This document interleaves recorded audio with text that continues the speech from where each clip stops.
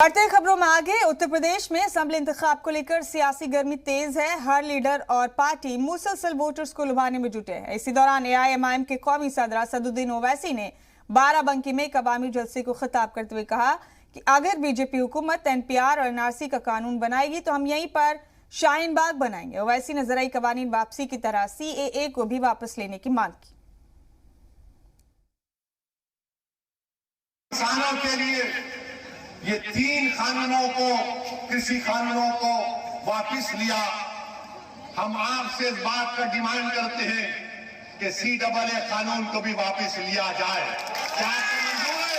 अगर NPR और NRC का कानून बनाएंगे तो हम दोबारा रोड पे निकलेंगे, यहीं पर भी शाहीन बाग बनेगा इंशाअल्लाह ताला। हम खुद आएंगे यहाँ पर। हम मुतालबा करते हैं कि CAA का कानून वापस लिया जाए।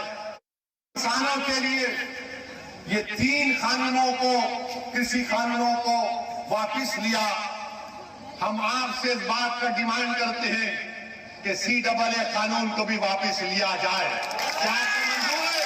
अगर NPR और NRC का कानून बनाएंगे तो हम दोबारा रोड पे निकलेंगे, यहीं पर भी शाहीन बाग बनेगा इंशाअल्लाह ताला। हम खुद आएंगे यहाँ पर। हम मुतालबा करते हैं कि CAA का कानून वापस लिया जाए।